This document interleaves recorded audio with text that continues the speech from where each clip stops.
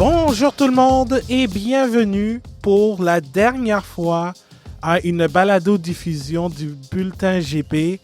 Mon nom est Abdoussal et je vous accueille à cette revue de l'année 2024 de Formule 1. Quelle année! Il était temps que ça se termine parce que il y a eu tellement, mais tellement de choses qui se sont passées dans ce merveilleux monde de la Formule 1 qu'on va en parler. Et heureusement, je ne serai pas seul pour le faire. J'ai avec moi Marc-André Fortin. Salut Marc-André. Salut Abdou, comment tu vas? Ça va très bien et toi? Ça va bien, ça va bien. On a pu un petit peu faire retomber la poussière de cette saison assez incroyable. Et puis on est reparti là, pour cette dernière avant de passer à la pause estivale. Et juste avant, est-ce que tu as sabré le champagne? J'ai sabré le champagne.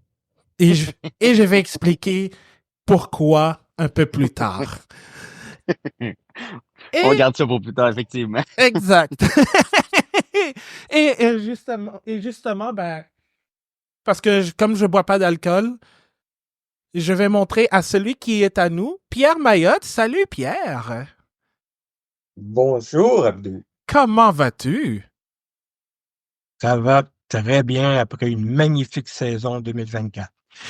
Pour ceux qui ne connaissent pas Pierre, c'est un grand amateur de sport et surtout de Formule 1. Et cette année, on avait enregistré un épisode hors série sur le Grand Prix du Canada qui est sorti un certain 8 octobre parce que c'était le jour de ce fameux premier Grand Prix du Canada à Montréal. Donc, vous pouvez l'écouter sur toutes vos plateformes de podcast préférées.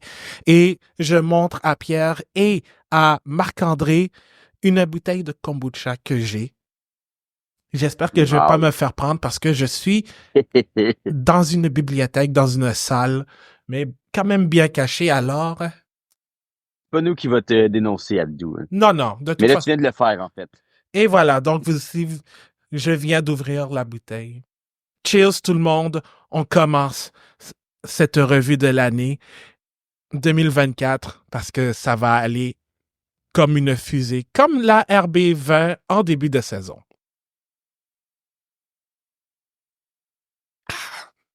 Voilà, un bon kombucha et c'est parti. Donc, avant de faire la revue des 10 écuries, Pierre, Marc-André, j'ai, j'ai écrit 11 questions quick fire et en fait, ça va aller assez rapidement.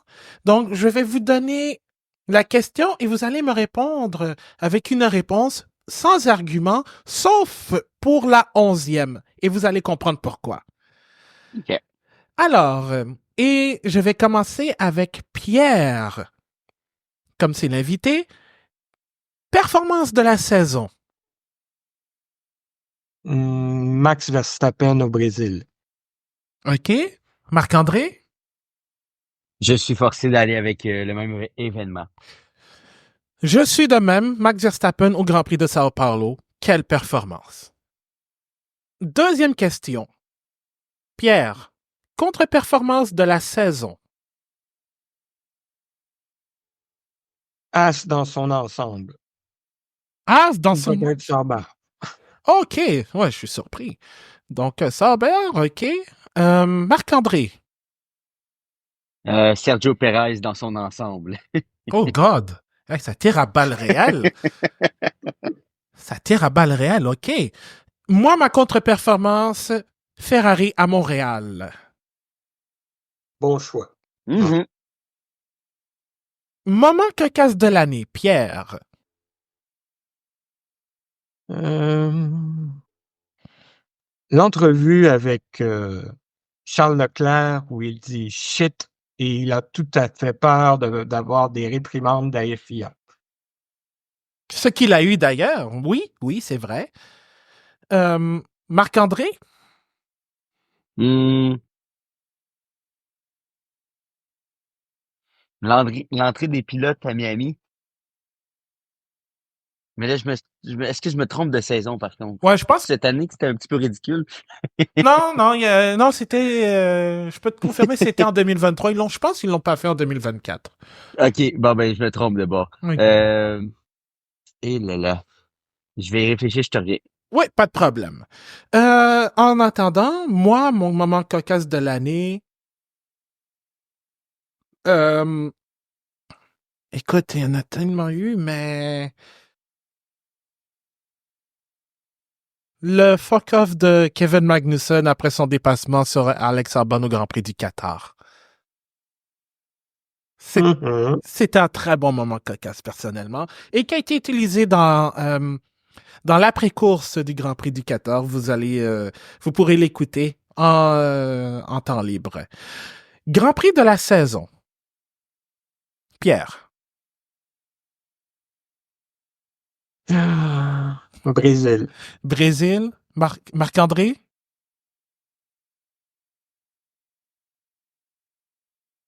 Hmm. Marc-André. Désolé, j'étais sur mute. Je vais être plate, mais moi aussi, j'y vais avec le Brésil. On est trois. Brésil. Maintenant, le pire Grand Prix de l'année. Oh. Hmm. Hmm. Pierre.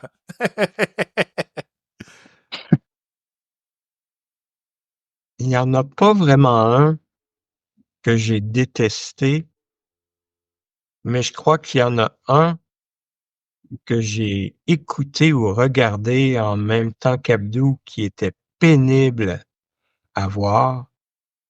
Hmm. Et je me souviens pas si c'est le Japon ou Australie. Non, Australie, probablement pas à cause de Checo, là. Et Ou de. de Carlos Sainz plutôt, pardon. Ouais. Hmm. C'était un Grand Prix de nuit. Je pense que c'est Japon. Je pense que c'est Japon, moi aussi. Ouais. Japon, je me suis endormi, fait que c'est probablement Japon. Pas compliqué, la course était à 1 heure du matin. Moi, le pire Grand Prix de l'année, c'était le premier au Bahreïn. Et puis, désolé, je vais contrevenir, mais j'étais avec Jean-Sébastien chez moi. Et c'était un samedi, on s'est fait chier. Premier Grand Prix de la saison, c'était plate. Euh, Dépassement de l'année, Pierre. Euh, je me souviens d'un dépassement de Gasly, mais je me souviens pas c'était où. Ouh. Ouais, c'est vrai qu'il en a fait plusieurs, mais j'en ai Bon. pas. Là, tu... D'où il part, habituellement, il a en faire beaucoup pour qu'on le remarque. Ouch! Mais c'est vrai. Ouch. Ouais, si quelqu'un peut m'aider là-dessus en commentaire sur les réseaux sociaux, allez-y fort pour Pierre Gasly. Marc-André. Euh, Écoute, j'étais là, donc j'ai un petit parti pris, mais Alex Albon sur Daniel Ricciardo puis Esteban Ocon au Canada, Oui. son double dépassement, c'était vraiment magnifique. Mais je suis totalement d'accord avec, je pense que c'est Colapinto qui a gagné le dépassement de l'année. Si je me souviens bien, c'était contre Alonso en octobre à Austin. Ça aussi, Ouais. c'était un très beau dépassement, mais Alex Albon, c'était très beau. Oui, moi je vais y aller aussi avec Albon à Montréal. C'était un dépassement de toute beauté, puis il s'est fait voler 2 fois plutôt qu'une. Question un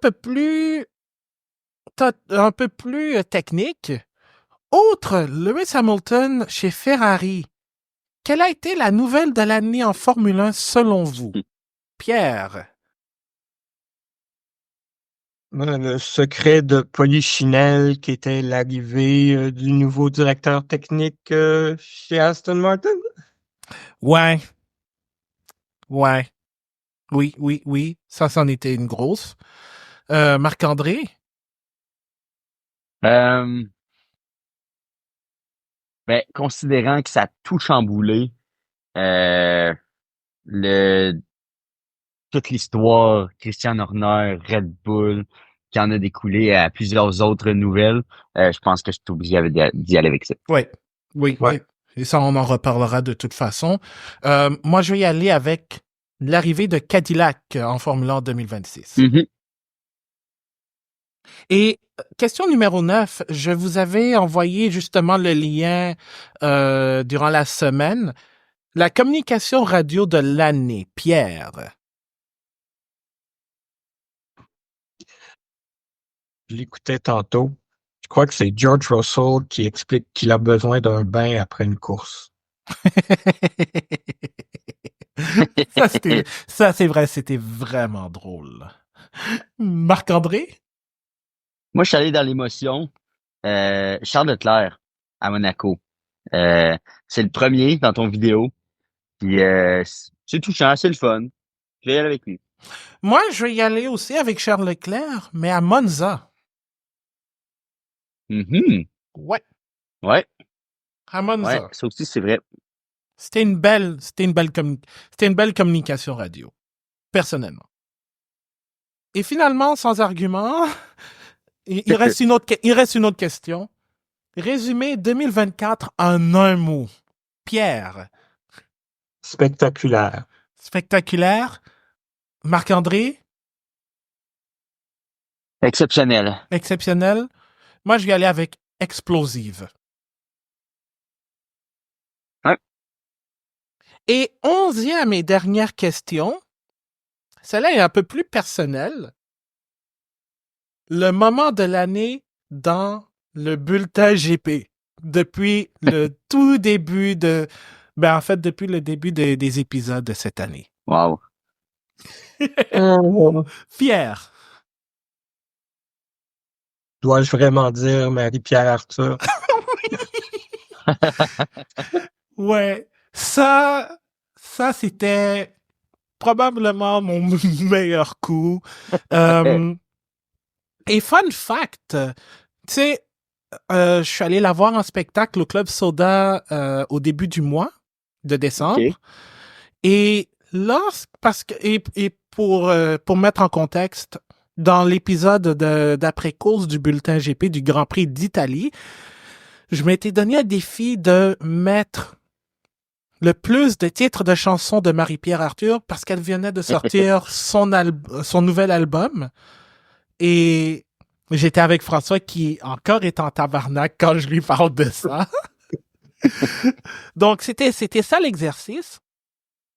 Et en plus, Marie-Pierre Arthur, c'est mon artiste préféré. Ceux et celles qui me connaissent savent que c'est mon artiste qui sort le plus souvent dans mon Spotify Wrapped de l'année. Et lorsque je suis allé la voir en spectacle au mois de... C'était pendant le même week-end que le Grand Prix d'Abu Dhabi. J'ai fait comme ce que j'avais fait à l'intro du Grand Prix du Canada. Je me suis enregistré en train de dire bonjour tout le monde, bienvenue à une balado-diffusion du bulletin GP. Mon nom est Abdoussal et je vous accueille à l'émission d'après-course du Grand Prix d'Abu Dhabi, mais avec Marie-Pierre Arthur qui joue en fond de trame. Malheureusement, je n'ai pas pu le faire parce que je m'étais dit, OK, non, c'est too much. Mais, je vais vous l'envoyer, en version, je vais vous l'envoyer et je vais mettre le lien vers le fameux, je vais mettre le lien de l'enregistrement en question. Donc, c'était ça, en fait, le truc. Mais oui, c'était un très beau moment, honnêtement. Marc-André? Arthur, c'était effectivement un très beau moment. J'essaie de me rappeler. Il y a eu une intro euh, exceptionnelle également. Je me souviens plus c'est laquelle, mais là, je te vois sourire, je pense que tu as une idée. Mais ma mémoire est pas suffisamment bonne pour te ressortir le moment, mais il y a eu une intro spectaculaire que tu as fait. C'était-tu celle au Grand Prix du Canada? Je pense que oui. Oui. Oui, c'est ça. Oui. Alors que tu chantais. Ouais. Et aussi, c'est parce que j'étais après le Grand Prix au show du DJ Oliver Eldens. Puis, J'étais carrément là en train de... en train de faire l'intro et puis je l'avais même mis dans le chat du bulletin GP, chat privé. Puis j'ai dit, bon, ok, ça va être ça l'intro. Et le pire, c'était sur du Dua Lipa. Oui, c'est ça. Ouais, j'étais en train de chanter One Kiss de Dua Lipa. Ça fait en plus. Donc, Ouais, ça c'est mon moment préféré, je pense. ah oui, c'était épique, effectivement. Sinon, moi, mon moment de l'année, ben, j'en ai deux. Le premier, ben, ce sont les 3 podcasts d'urgence. Merci la F1. Merci, la F1, merci. Ah, et quand j'ai enregistré l'épisode en revenant sur le Honda Indy de Toronto avec Cédric Blondin, que je salue lui d'ailleurs, on l'a enregistré dans l'auto sur le chemin du retour. Donc, ça a été un épisode fait à la main, sur la route. Puis c'était vraiment le fun. Ça m'a permis, ça nous a permis de rentrer à la maison. Puis aussi de tout simplement revenir sur la course. Donc ça, c'était mes moments préférés en 2024 de ce podcast. Si jamais vous avez si jamais vous avez d'autres moments que vous avez retenus, n'hésitez pas à me le partager sur les réseaux sociaux. Mais ça a été une grosse année, puis on a commencé ça en fin janvier, puis là on est quoi au moment d'enregistrer le 28 décembre. On est dû pour des vacances. Mais il faut qu'on parle des choses sérieuses. On va revenir sur la saison des 10 équipes. Donc, je vais commencer par Red Bull parce qu'on va parler de Max Verstappen, le champion en titre. Ensuite, on va aller avec McLaren, puis on va suivre l'ordre du championnat des constructeurs 2024. Donc, là, je vais donner la parole à Marc-André. Red Bull, en 2024, oui, Max Verstappen a été champion, mais elle n'a pas retenu son titre des constructeurs. Et ça a été, tu l'as mentionné, ça a été une année rocambolesque autant en piste qu'à l'extérieur. On pourrait même dire catastrophique, Abdou, sérieusement. Parce que le début d'année a été très difficile alors que les critiques fugeaient de partout, avec raison. La situation de Christian Horner était excessivement explosive et très, très difficile à comprendre. Il y a encore des choses aujourd'hui qui ne sont pas très claires. L'ingérence visiblement de Red Bull dans l'enquête de Christian Horner, ça a créé des boules de feu chez Red Bull qui ont visiblement, et tu sais, je me rappelle en début d'année, on se disait, on a hâte de voir quel sera l'impact et les conséquences de cette situation qui était très difficile alors qu'il y avait visiblement 2 clans. Le clan des propriétaires qui ont la majorité, donc les propriétaires indiens qui supportaient Christian Horner, les autres qui visiblement ne le supportaient pas du tout. Et cette division au sein de l'écurie, on se demandait quel allait être l'impact, mais l'impact a été très grand. Alors que je pense que Red Bull ont pu survivre quand même pendant c'est 7 ou 9, une dizaine de courses avant qu'on voit et qu'on perçoive l'impact de toute cette guerre interne. La voiture était suffisamment bonne pour supporter aucun développement majeur et de continuer à battre McLaren, Ferrari et Mercedes. Mais à un moment donné, dans la saison, on a vu une coupure totale. Cette voiture était visiblement pas en ordre et elle n'a jamais retrouvé la forme, en fait. Et c'est d'autant plus inquiétant pour l'écurie pour l'an prochain. Alors que le seul avantage qu'ils vont pouvoir avoir, peut-être, en terminant 3e, c'est avoir un petit peu plus de temps de soufflerie que les autres. Mais encore là, très difficile aujourd'hui de prédire quelle sera la forme de cette Red Bull l'an prochain. Euh, mais heureusement, ils ont réussi à sauver le championnat de Max. Bon, ça a été pour certains serré, d'autres totalement pas serré. Au final, c'est presque 100 points quand même de différence, là, un petit peu Ouais. moins de 100 points. Mais c'était quand même majeur. Donc, année catastrophique, 4e championnat de Max. Et est-ce le dernier avec Red Bull? On verra selon comment ça va se dérouler pour le reste. Mais on peut dire que cette guerre interne a laissé des traces très importantes sur l'écurie. Après ça, je vais terminer là-dessus, mais Sergio Perez qui a été très lamentable pendant toute la saison. Après un début de saison qui, encore une fois, on pouvait peut-être croire qu'il allait bien s'en sortir. Je pense qu'à Bahreïn, il avait terminé deuxième. Il Ouais. avait l'air d'avoir un certain air d'aller, comme à chaque année. Il a l'air d'avoir une brisure qui se fait avec Sergio Perez et on n'est jamais en mesure de bien saisir ce qui se passe, mais ça a été totalement difficile. Je me souviens du Grand Prix du Canada où ça avait été excessivement difficile également Ouais. pour Sergio Perez en plein milieu de saison. Et on se demandait s'il allait réussir à s'en sortir. Et finalement, Ben, ça l'a piqué du nez. Et aujourd'hui, on connaît le résultat. ben, en fait, on connaît le résultat effectivement et c'est l'une des raisons pour laquelle tu as sabré le champagne. C'est parce Oui. que son contrat a été résilié par Red Bull et c'est Liam Lawson qui le remplace. Mais Pierre, il y a Max Verstappen. On a eu un peu. Est-ce que c'est safe de dire qu'on a eu un Dr. Jekyll et Mr. Hyde en Max Verstappen en 2024? Je dirais qu'il a été affecté par tous les problèmes internes, même s'il ne voulait pas l'avouer.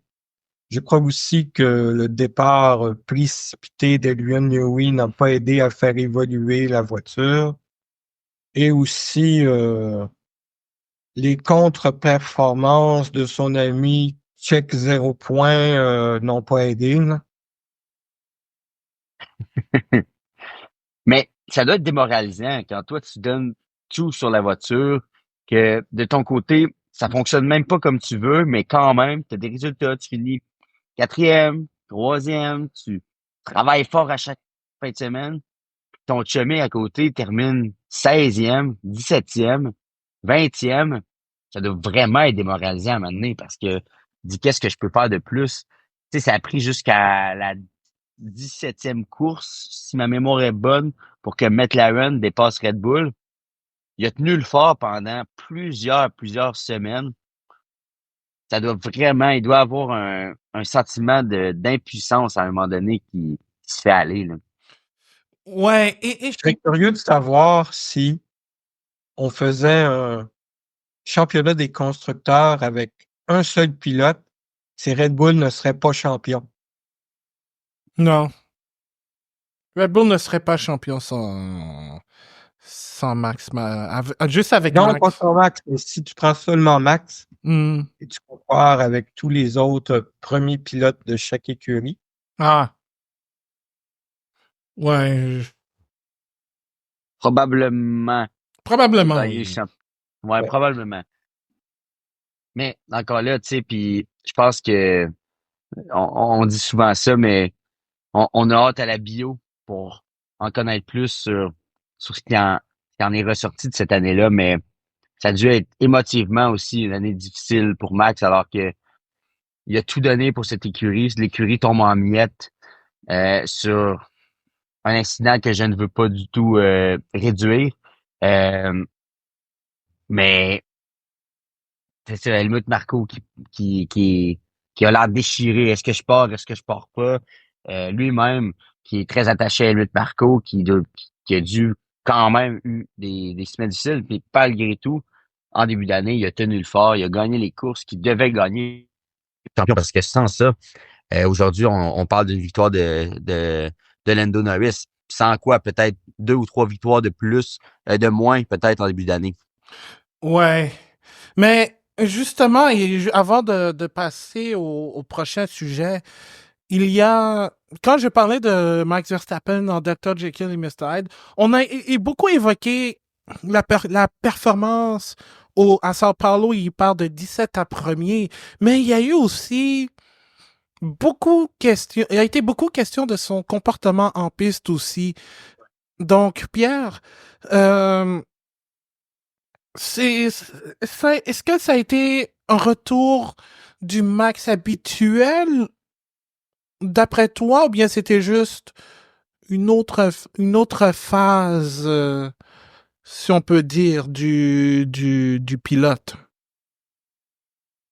Je dirais qu'on a vu le vrai Max, celui qui a eu à se défendre cette année et qui n'a pas eu peur de se défendre, justement. C'est-à-dire, habituellement, alors que personne n'ose le dépasser, un peu comme j'écoutais dans un autre podcast récemment, quelqu'un qui disait que personne ne voulait se battre contre Michael Schumacher à l'époque et qu'il le laissait tous passer. C'est Juan Pablo Montoya, ça, qui disait ça dans un épisode d'un autre podcast. Mhm. Je crois qu'on a vu un Max qui a semblé vouloir attaquer beaucoup plus pour se défendre. Ouais. Et tout ça, comme vous le savez, cela a généré des discussions au sein de l'association des pilotes et de la FIA sur les règles en piste. Et quand on a entendu certains résultats dire qu'il y avait un pilote qui était contre et tous les autres étaient d'accord, je me demande si le pilote qui était contre, ce n'était pas Max, justement. Mhm. C'est vrai, il y a eu beaucoup de discussions sur le style de pilotage, sur la manière de se battre en piste aussi, surtout après le Grand Prix des États-Unis à Austin. Alors, ça a été tellement... Moi, j'ai envie de dire, peut-être on a vu à certains moments, peut-être un Max, un certain retour de Max, surtout à Mexico City, sa deuxième tentative de dépassement sur Lando Norris. C'est encore immonde, à mon avis, mais en même temps, t'as besoin de d'une agressivité pour Oui. pour gagner des courses et pour être champion. Et peut-être quelque chose dont peut-être on n'évoque pas non plus, et je sais pas si Marc-André va être d'accord, c'est que Max a été constant, même quand la voiture ne fonctionnait pas, il est allé chercher des points. La seule course où il n'en a pas marqué, c'est son abandon en Australie, qui était un abandon de problèmes mécaniques. Sinon, tout le reste, il a été en mesure d'aller chercher des points aussi petits qu'il peut être. C'est ça qui a fait en sorte qu'il a été de loin le pilote le plus constant de la saison. Oui, vraiment. Puis il y a beaucoup de choses qui en ressortent de notre discussion. C'est, je pense qu'un champion doit se battre. Mhm. Puis Lando, à l'occasion, n'a pas voulu se battre en piste. Puis ça a causé des incidents que l'on connaît. Un vrai champion, selon moi, ça a les couteaux entre les dents. Ça veut pas te laisser passer. À la limite d'aller très proche de dépasser la limite.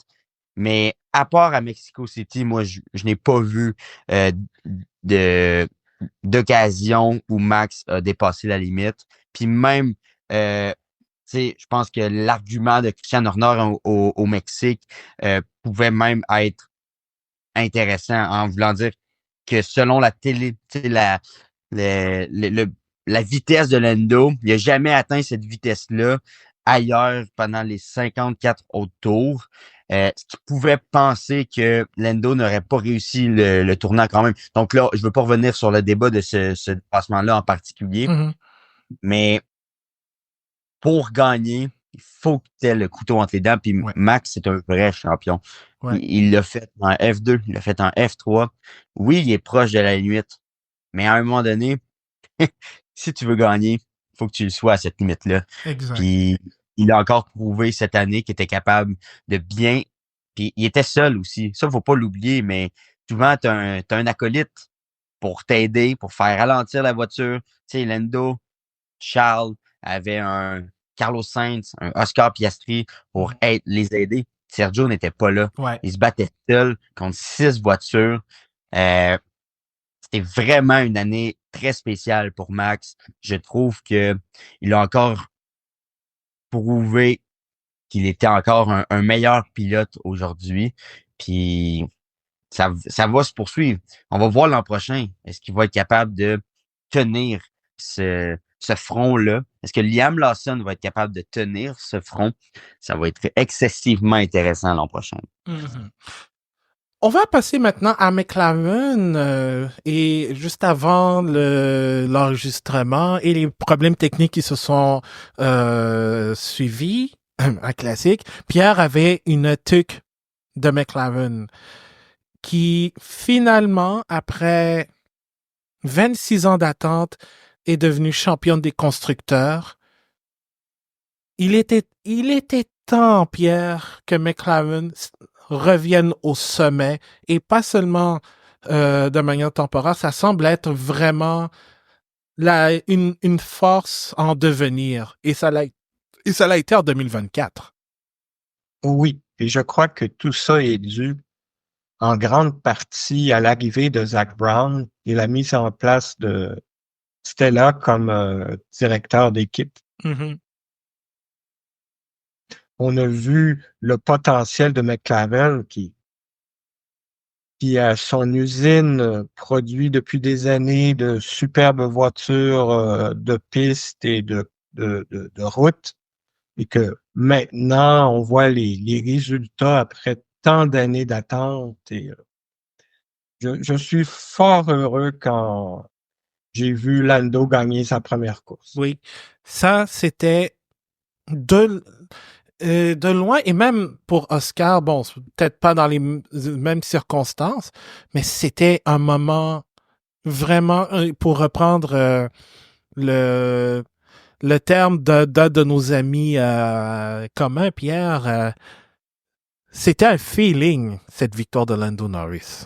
Oh oui. On salue Yvan, qui est l'homme derrière cette expression, qui est une référence soccer, malheureusement. Mais oui, c'était un bon moment de voir Lando gagner à Miami. Certes, aidé par la voiture de sécurité, mais c'était vraiment le moment où aussi on a vu McLaren éclore pour de vrai, là, comme potentiel challenger. Tu le dis bien, c'était un potentiel à ce moment-là qui s'est réalisé plus tard dans la saison. Mm-hmm. Et aussi, pour Oscar Piastri, c'était sa deuxième saison. Et oui, il reste encore des croûtes à manger en qualification, mais en course, ça s'est quand même bien déroulé. Il a obtenu 2 victoires, enfin. La première de manière controversée, en quelque sorte en Hongrie. Mais en Azerbaïdjan, il l'a quand même mérité. Très bien mérité même, sur son dépassement sur Charles Leclerc. Et n'oublie pas une 3e victoire en sprint. Oui. Certes aidé parce que Lando Norris lui a donné au Qatar, mais Piastri a été dans le coup. Et puis, n'oublions pas, c'est sa 2e saison en Formule 1. Il est encore jeune. Il a le temps pour éclore son potentiel. Oh, j'irais même jusqu'à dire que la meilleure décision qu'il a prise, c'est de ne pas aller chez Alpine. Ouais, et on reparlera d'Alpine après. Juste un side note. Il y a un run qui s'en vient d'Alpine. Mais oui, vraiment, je pense que du côté de McLaren, ça a été une bonne année. Par contre, Marc-André, Papaya Rules. Encore aujourd'hui, je sais que c'est une consigne d'équipe, mais il y a eu plusieurs décisions, des erreurs stratégiques, aussi des erreurs de pilotage, où Lando Norris a raté ses départs, mou face à Max Verstappen. Si jamais il veut devenir un challenger, il va falloir qu'il sorte les coudes. Ben, il faut qu'on voit quelqu'un qui se bat pour vrai. Puis souvent, puis ça, c'est... Moi, je mets ça dans la catégorie manque d'expérience. Tu peux pas apprendre en terminant quatrième. Tu sais, oui, tu peux apprendre, mais dans le fond, tu peux pas apprendre à gagner en étant tout le temps quatrième. En ce moment, Lendo, ce qu'il fait, c'est qu'il apprend à gagner. Puis apprendre à gagner, c'est beaucoup plus compliqué qu'apprendre à terminer 4, 5, 6, puis à le rester. Selon moi, il y a une grande marche entre, puis on le voit entre les grands champions. En ce moment, c'est un petit peu ça qu'ils font. McLaren apprend à regagner et Lando apprend à gagner. Puis déjà l'an prochain, si la voiture est aussi bonne, selon moi, on va voir une différence dans l'attitude de Lando. Il va passer un été complet, probablement, à travailler sur sa psychologie, à travailler sur quoi faire dans des moments importants. Puis oui, tu l'as dit, écoute, je sais même pas le nombre de fois qu'il a parti en pole et qu'il n'a même pas réussi à mener à partir à la fin du premier tour. Puis c'était pratiquement la fête quand il a réussi dans les derniers Grands Prix. Et j'ai une mini perte de mémoire à savoir c'était où, mais c'était pratiquement déjà une grande victoire pour lui. Donc oui, il y a beaucoup de travail à faire. Puis la saison a vraiment pas été parfaite, mais c'est l'une des belles histoires, je trouve, en Formule 1 cette année.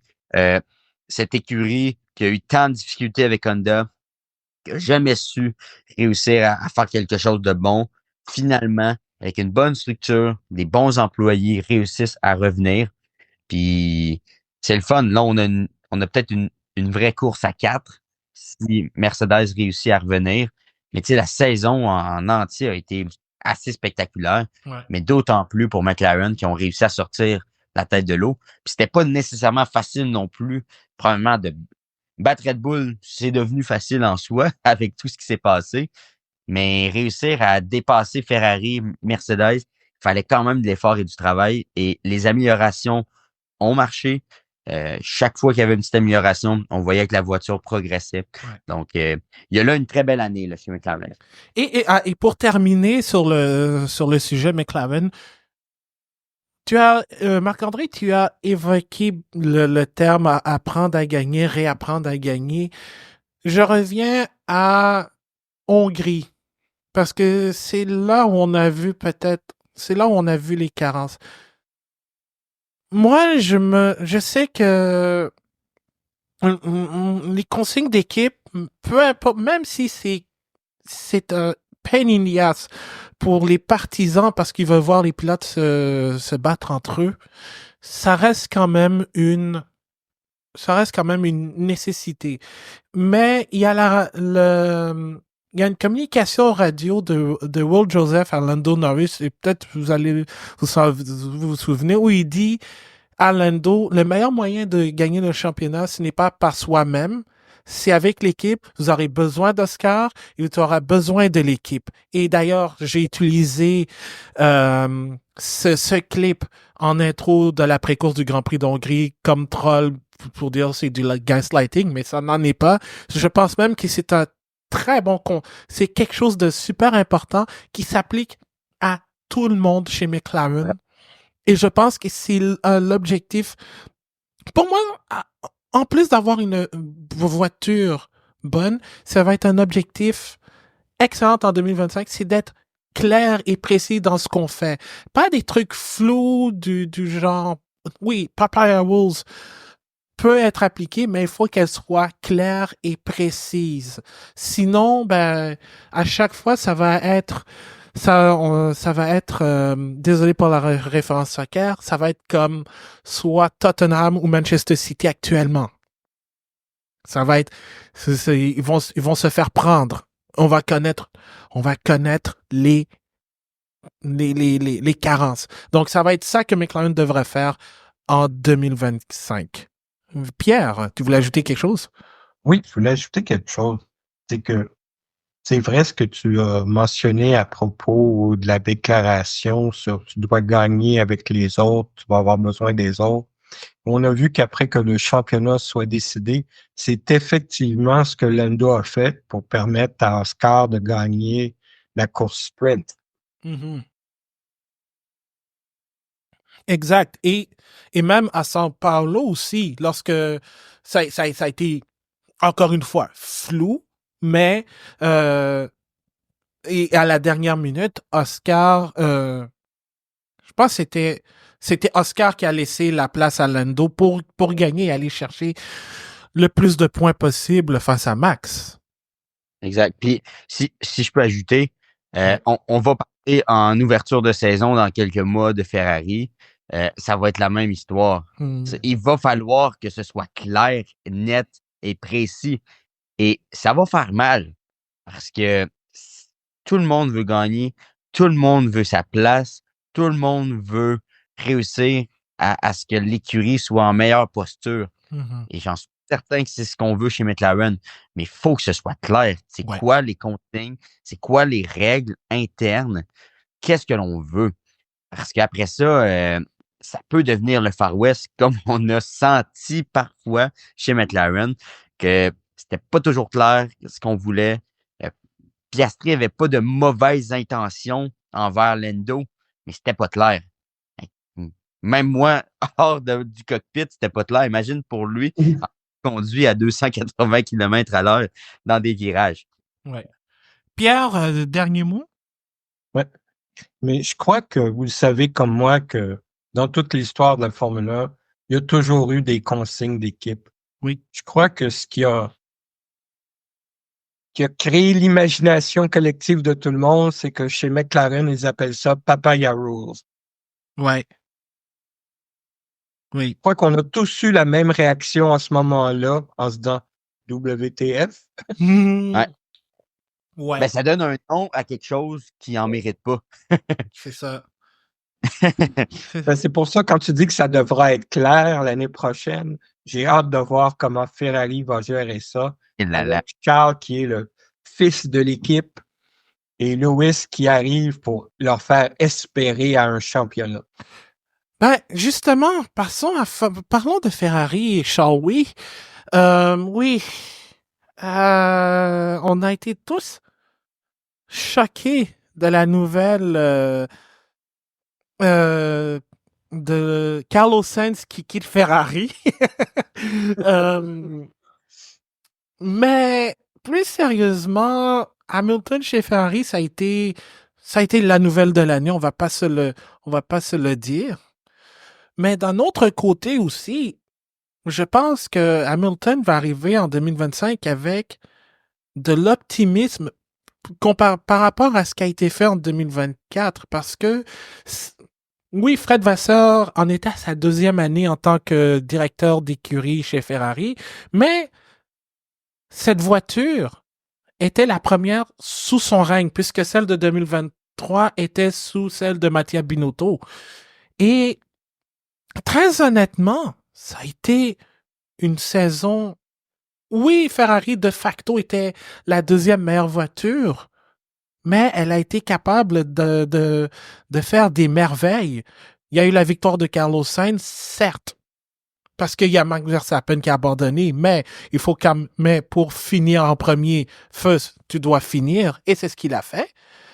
Charles Leclerc a ajouté 2 victoires émotives à Monaco et à Monza, en plus d'ajouter celle aux États-Unis, et Carlos Sainz qui a fait de même à Mexico City la semaine d'après.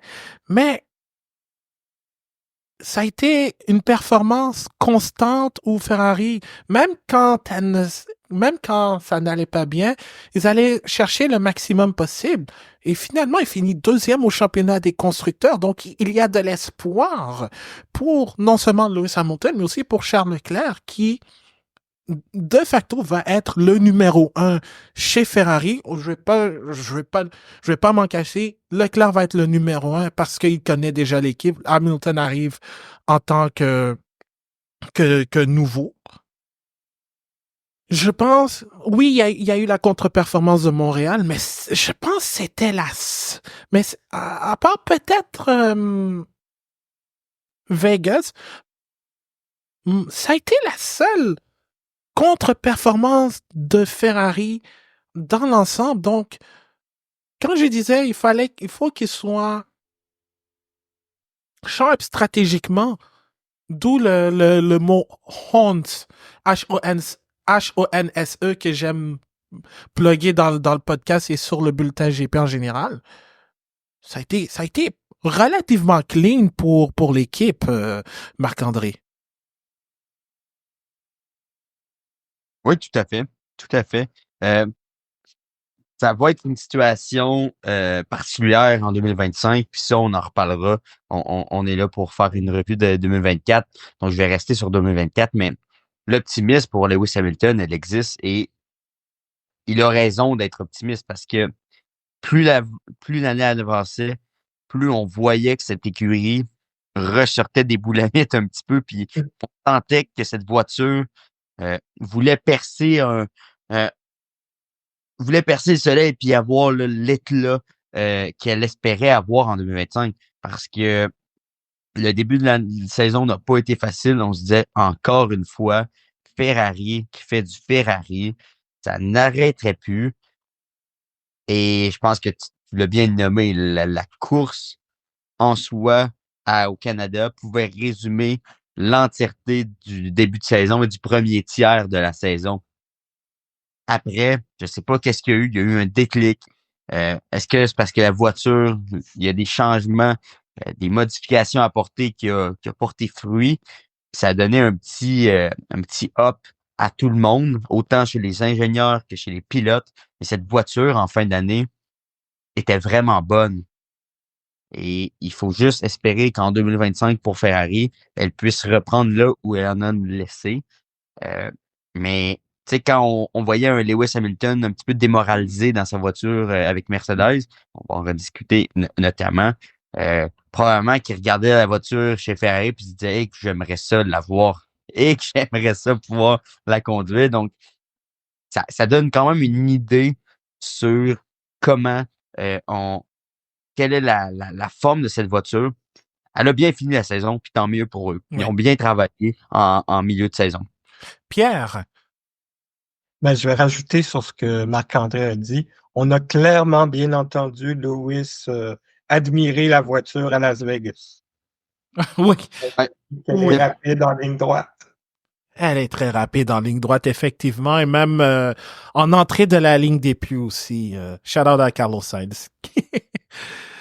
Mais ouais. Même s'il y a eu comme des hauts et des bas chez Ferrari cette saison, Marc-André parlait plutôt, et toi aussi, Abdou, de Max comme étant le pilote le plus constant de la saison. Je dirais que malgré tout, Ferrari a peut-être été l'écurie la plus constante de la saison.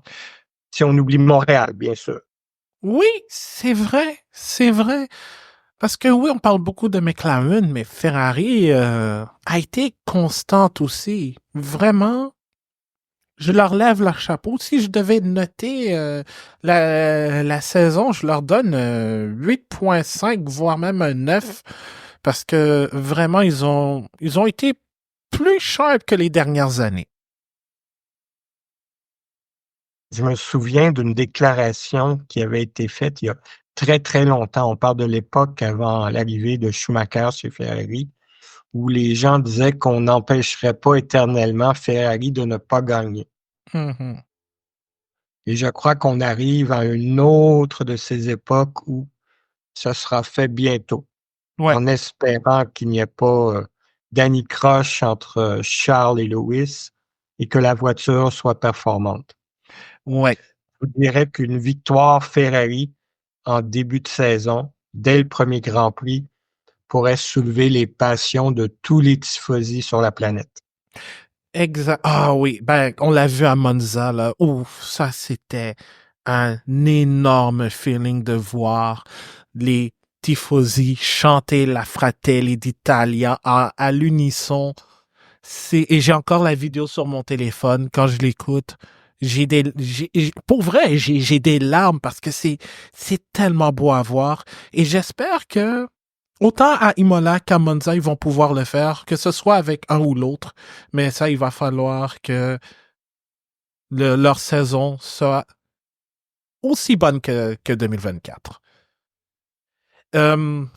Et s'il y a une équipe qui a envie d'avoir une année 2025 bien meilleure que 2024, c'est Mercedes. Et au moins, ils ont 4 victoires. Ils ont eu 4 victoires cette année. C'est mieux, c'est dans la génération actuelle de voitures, c'est leur meilleure saison. Ils ont 4 victoires.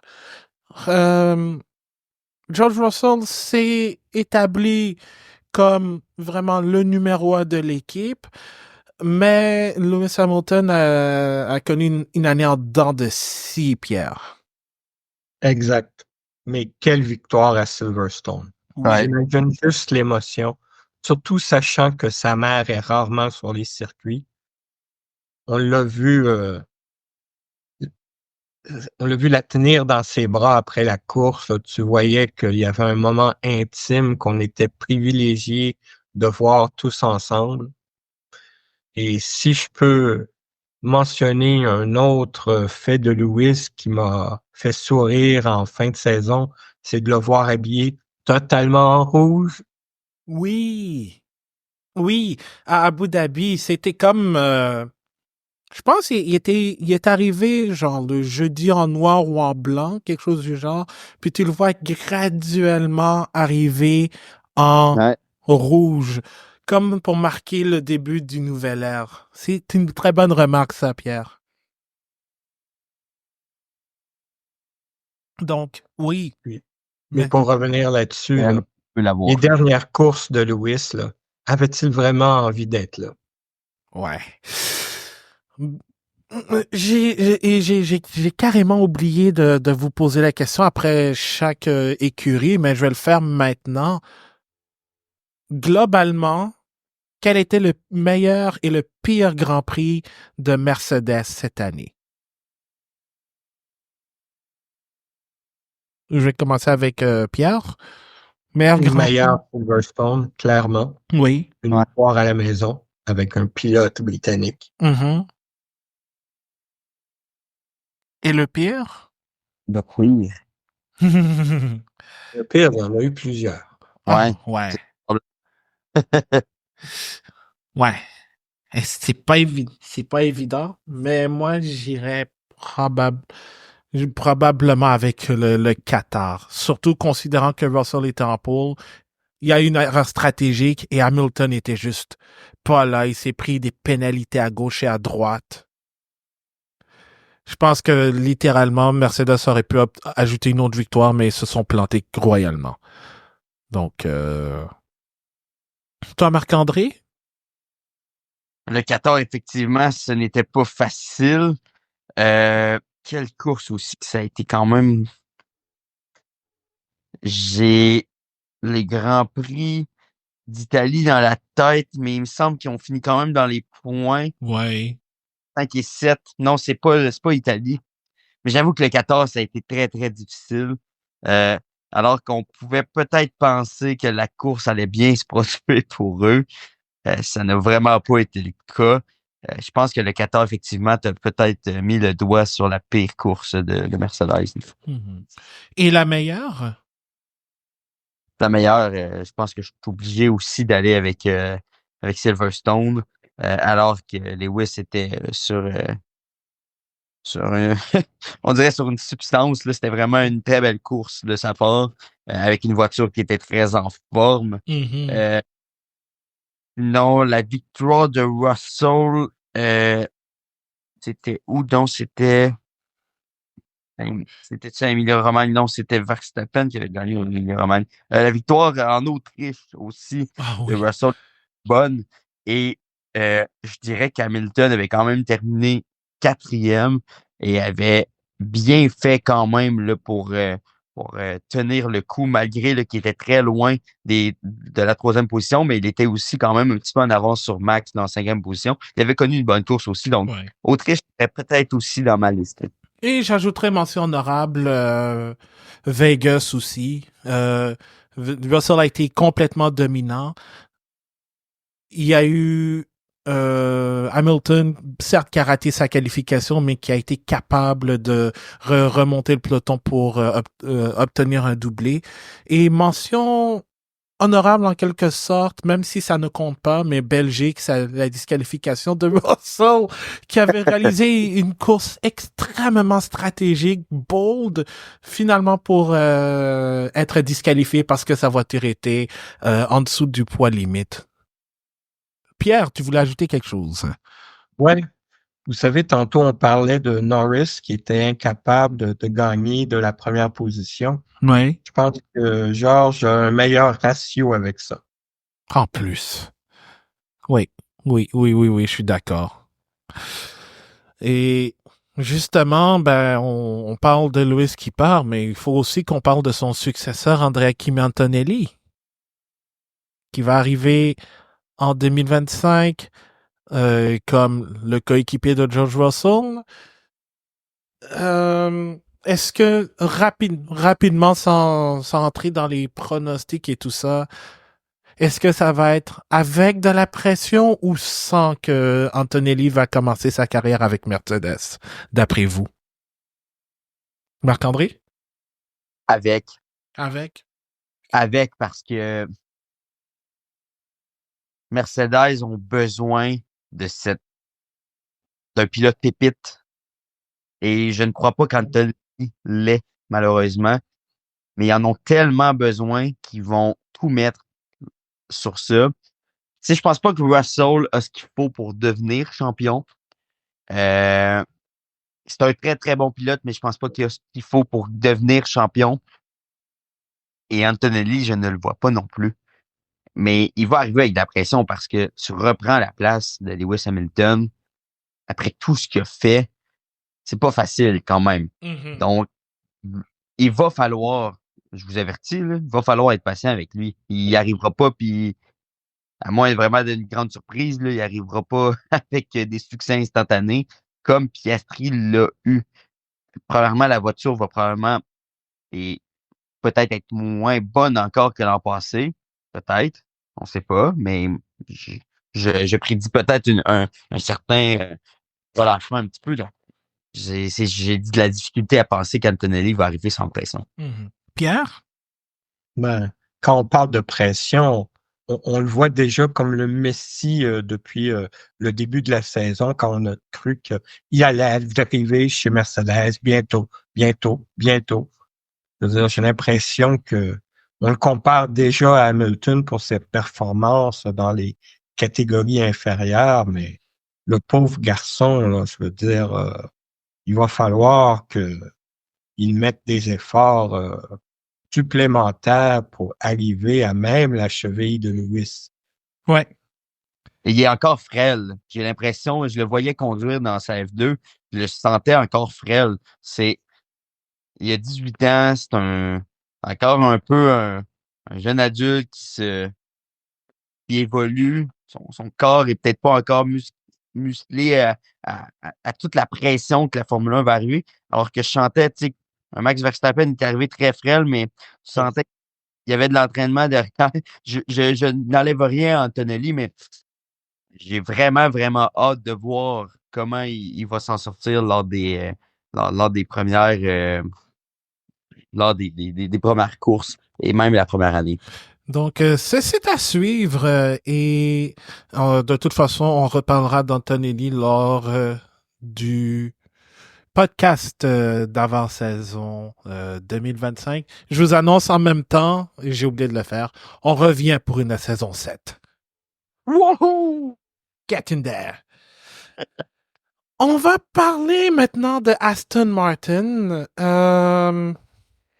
Aston Martin on se souvient, l'année dernière, on avait parlé en bien à cause du début de saison, du fort début de saison, puis ensuite ça a fait patate. J'ai l'impression que la pente a continué à descendre chez Aston Martin. Oui, Fernando Alonso se retrouve 37e dans le top 50 des meilleurs pilotes en 2024 chez Autosport. Mais Personnellement, j'ai pas tant été impressionné par ses performances cette année. Lance Stroll, écoute, je pense que on a fait le tour avec Lance Stroll. Je vais pas trop m'attarder là-dessus, quoique il nous a offert deux beaux, entre guillemets, moments en Chine et surtout à São Paulo.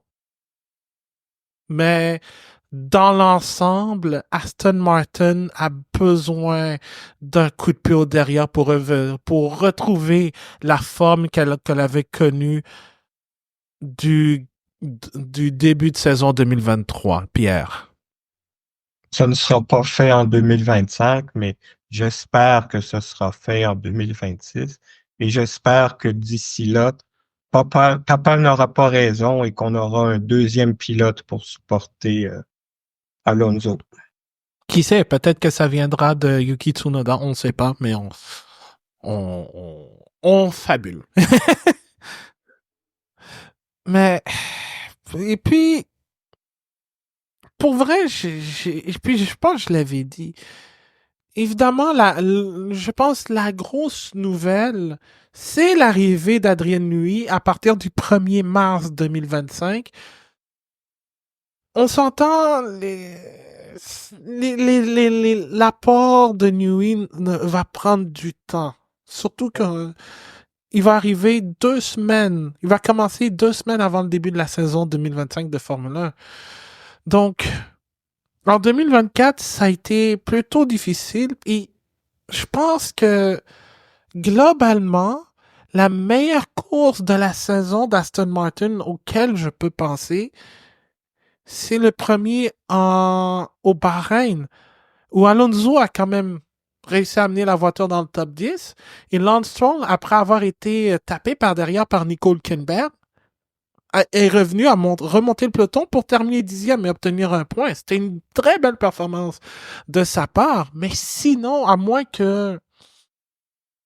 Ah oui, il y a eu Montréal aussi, où littéralement c'était le meilleur résultat. Et je pense que Alonso avait fini 5e et Stroll 7e. C'était la meilleure performance. C'était les deux seules performances que j'ai pu constater globalement d'Aston Martin. Parce que sinon, c'est soit les autres performances, c'est seulement Alonso qui l'a fait, puis Stroll était en retrait. Je sais pas, vous, comment vous avez pu voir la saison d'Aston Martin en 2024, Marc-André, pour commencer? La saison a été dure. Puis je pense qu'on avait peut-être des attentes démesurées en début de saison. Ça fait en sorte que chaque moment difficile faisait en sorte qu'on était un petit peu déçus. Parce que, puis je m'inclus là-dedans, j'avais certaines attentes qui étaient probablement un petit peu farfelues en début d'année. Puis les déboires d'Aston Martin se sont poursuivis et ça a vraiment, vraiment pas été facile. Tu sais, dans les débuts souvenez-vous, là, dans les débuts de Franco Colapinto, qui réussissait des dépassements sur la Aston Martin alors qu'il y avait à peine une ou deux courses sous la cravate. C'était pas facile. Le bolide était pas très bon. L'adhérence, il y avait beaucoup, beaucoup de difficultés dans les virages, autant les bas qu'à haute vitesse. Donc, ça rend le tout très difficile. Puis, je pense que vous avez mis de l'oie sur le bobo. La saison de Stroll n'a pas été très bonne.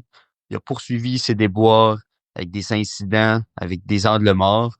L'une de sa plus grande faiblesse qu'il n'a pas réussi encore à régler.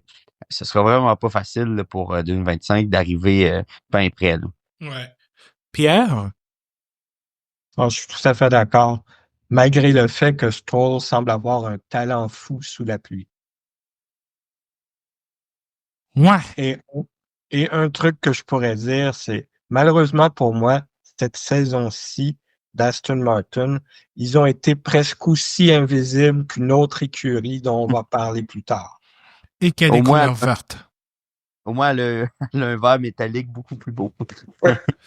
Ouais, pour reprendre les propos de Jean-Sébastien, la voiture est belle. That's it. OK, je pense que on va passer à Alpine. Écoutez, je vous avais dit que j'allais commencer avec Clement, puis je vais le faire. Puis attention, si vous êtes avec des enfants ou si vous êtes un membre de la FIA, faites attention, bouchez les oreilles parce que ça va partir en vrille. Euh, et c'est pas par rapport à la saison en tant que telle, c'est plus à une situation en fin d'année. Parce que, comme vous le savez, Esteban Ocon est parti d'Alpine une course plus tôt pour permettre à Jack Doohan de se préparer pour 2024. Mais moi, ce que j'ai absolument pas apprécié de la communication de Alpine, c'est carrément, c'est comme si on avait effacé Ocon tout de suite après le Qatar. Mm. Et ça, j'ai trouvé ça vraiment... What the fuck? Genre, what the actual fuck Alpine est en train de faire? Genre, Ocon, je comprends, ça s'est peut-être pas terminé comme prévu et surtout avec avec la saison qu'il a connue à Monaco, entre autres. Mais Ocon reste quand même le seul pilote qui a donné une victoire à Alpine et surtout au groupe Renault depuis leur retour officiel en Formule 1 comme constructeur. Et là, je tombe sur un tweet de Alpine, genre le 14 décembre, qui dit Core Memories avec l'emoji de cœur en forme de main, où on voit Pierre Gasly en train de célébrer sa 3e place. Qu'est-ce qui s'est passé durant ce Grand Prix à São Paulo? Il y avait un autre pilote. C'est comme, moi j'ai l'impression, on a carrément effacé Ocon après son contrat, et même le message de remerciement était court. Bref, genre, qu'est-ce que vous calissez, là? Je comprends que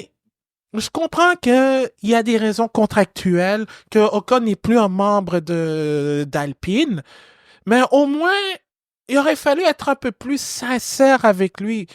Parce que c'est quand même un pilote qui s'est donné corps et âme. Ça fait 4 saisons qu'il est avec Alpine ou avec le groupe Renault depuis 2020. Il s'est donné corps et âme. Je comprends que 2024, ça s'est pas bien fini, surtout avec Monaco.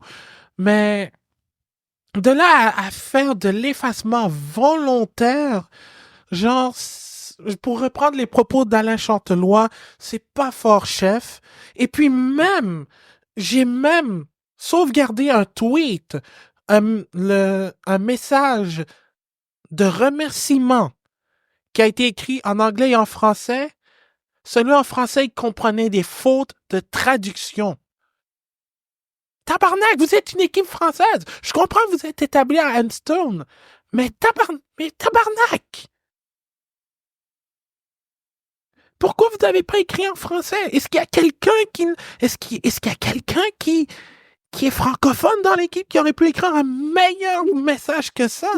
Genre, calice! Calice! C'est ridicule. Et c'est pas pour rien que je gaspille beaucoup de postillons sur Alpine que sur Ferrari quand ces derniers font des erreurs. Au moins, ils sont capables de retrousser leurs manches. Mais quand je vois des communications où on minimise le remerciement d'un pilote qui a donné une victoire historique à Alpine sous sa forme et au groupe Renault, c'est pas pour rien qu'ils perdent des fans. Bref, fin du rant. Bon, maintenant on va passer aux fleurs. Parce que Alpine a quand même fini 6e. Grâce justement à ce Grand Prix de São Paulo. Mais ça a été une meilleure fin de saison que prévu. Pierre. Tout à fait d'accord. Puis pour revenir à ce que tu disais à propos du départ d'Ocon, Flavio Briatore dirait, c'est une connerie. Et voilà. Et voilà, il l'a sorti. Il a sorti celle-là. Peux-tu expliquer d'où vient cette aspiration, Pierre, de O'Connery? Ah, je crois que c'était l'inspiration. C'était dans une course où on discutait, toi, moi Jean-Sébastien. et Jean-Sébastien pendant la course sur Messenger et que il s'est passé un incident, puis j'ai tout simplement écrit, bon, c'est encore une connerie, celle-là. Oh, ouais. Et soyons honnêtes, oui, la fin de saison c'est mal terminé, mais c'est bien terminé, pardon, mais elle a très mal débuté pour Alpine. Écoute, la voiture était lourde, très lente. Il y a eu plusieurs remaniements de personnel. Et en plus de ça, ben, Mr. Jesus Christ est revenu en parlant de Flavio Briatore. Mais tu disais beaucoup de mouvements de personnel. Pensons simplement à l'équipe de leur unité moteur. Oui, c'est un gros changement parce que le département de Viry-Châtillon ne fera plus de moteur de Formule 1 d'ici la fin 2025 et Alpine aura un moteur et des boîtes de vitesse Mercedes à partir de 2026. Donc, ils ont abandonné le plan de devenir une équipe constructeur comme les Ferrari, Mercedes et tout ça pour devenir une équipe cliente de Mercedes en quelque sorte. Ça fait mal pour pour les employés de Viry-Châtillon. Et ça a été peut-être, et ça avec tout le bordel de communication sur le départ d'Esteban Ocon, ça fait mal à l'image d'Alpine. Mais, oui, vas-y, tu voulais ajouter quelque chose, Pierre? Non, j'allais dire oui, exactement. OK. Et avec tous ces constructeurs qui utilisent des motoristes qui ne sont pas de leur propre cru, je me demande si un jour on n'aura pas besoin d'un championnat des motoristes en plus d'un championnat des constructeurs. Ouais, ce serait une bonne idée, ça. Ce serait une très bonne idée, ça. Marc-André, quand on parle d'Alpine, on parle surtout d'un Grand Prix qui a retenu l'attention. Celui de Monaco. Oui, Parce qu'on mais on s'entend, la meilleure course de la saison pour Alpine, c'est San Paulo, mais le pire, à moins que vous ayez trouvé autre chose, c'est unanime, c'est Monaco. c'est Monaco. Puis tu sais, avant de parler de Monaco, je viendrai sur la saison. Tu sais, en soi, wow, on finit 6e, incroyable. On termine 6e parce que ben on a connu une bonne course à Sao Paulo. Je veux pas réduire en rien cette course-là. Ça a vraiment été une belle course pour Alpine. Ils ont su profiter d'une occasion qui passe rarement en Formule 1. Ça arrive toujours une fois ou deux dans une année où une écurie de fond de peloton ou de milieu de peloton peut réussir à avoir une telle performance. On ramasse les points à la pelletée, mais ça reste que froidement, Alpine a amassé 55 points de moins que l'an passé. Oui. Ils ont fini avec 65 points. À l'inverse, l'an passé, ils terminent avec 120 points. Oui, les points ont été distribués beaucoup plus différemment cette année en raison de la puissance de McLaren, Ferrari, Red Bull, Mercedes. Mais en soi, Alpine, s'ils avaient été une écurie très solide à ce niveau-là, aurait à ramasser des points dans des moments différents dans la saison. Ça fait en sorte que moi, je catégorise cette saison-là comme une moins bonne saison que l'an passé, malgré tout le succès qu'ils ont pu avoir à certains moments dans la saison. Mais oui, je pense que le Grand Prix de Monaco cette année, je pense que les fans d'Alpine et l'écurie va probablement s'en souvenir pendant longtemps. Ouais. C'est catastrophique. Vraiment, vraiment catastrophique. Bien que Gasly termine 10e, va chercher un petit point, mais en soi, ça n'a vraiment pas été facile pour Alpine. Ouais.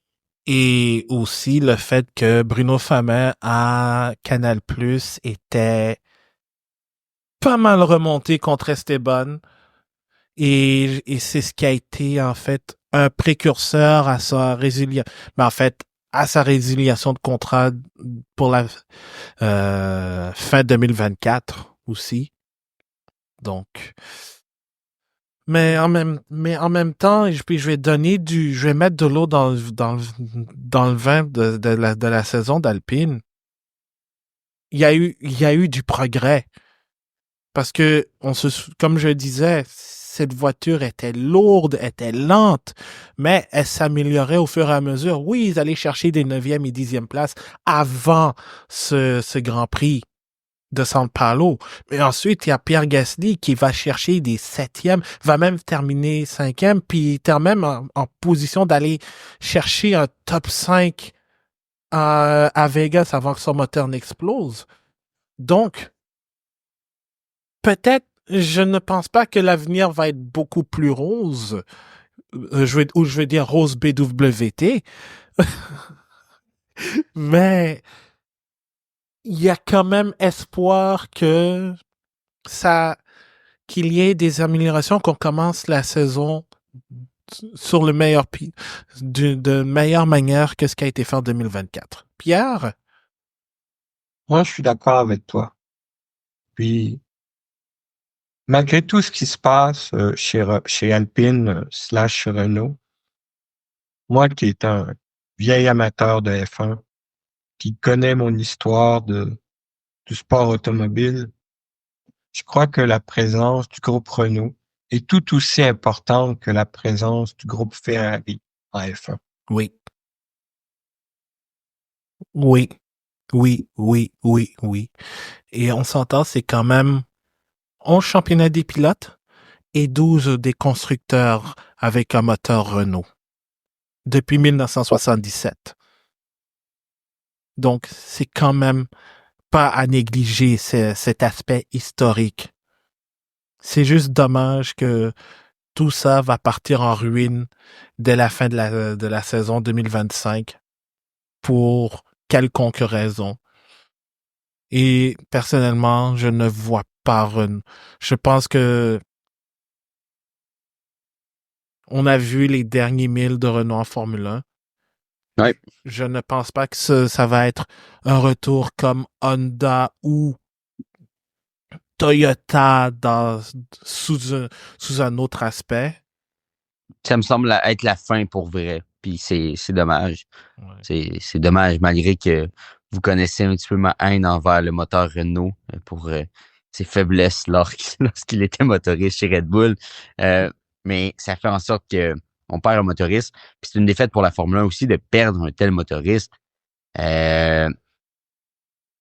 va le remplacer? Là, il y a Ford qui commence avec Red Bull, mais de manière ultimement, uniquement marketing ou presque. Là, à quel point Cadillac va vouloir avoir son moteur un jour, c'est pas toujours clair encore exactement. D'ici Donc, 2028 à peu près. c'est ça, mais ce n'est pas encore le cas. Il y a Ouais. il y a beaucoup d'eau qui peut couler entre les deux. Ça fait en sorte qu'on se retrouve avec 3 moteurs pour tout le monde. La Formule 1 a déjà été mieux nantie en termes de moteur. Puis, ça veut dire quoi en tant que tel? Est-ce que c'est parce que la Formule 1 est pas assez payante pour eux? Est-ce que il y a clairement un souci à quelque part. Maintenant, faut juste réussir à mettre le point sur le doigt sur ce problème. Ouais. J'ai hâte de voir. Bon, je me suis calmé. Je me suis calmé, mais J'imagine que tu vas être aussi intense pour Sauber. oh, peut-être pas, non. Je pense que ça va durer pas très longtemps. Mais Je peux te répondre là-dessus, Marc-André. What's your point? ouch, c'est méchant vers Valtteri Bottas, ça. Mais avant de parler de Valtteri, on va parler de Haas parce que eux aussi, ils ont eu leur quand même un gros changement de personnel. Exit Gunther Steiner et c'est Ayo Komatsu qui le remplace en tant que directeur d'équipe. Et soyons honnêtes, je pense que personne ne s'attendait à voir Haas mieux placé au classement des constructeurs en 2024. Vraiment, ça a été dans les circonstances, une excellente saison.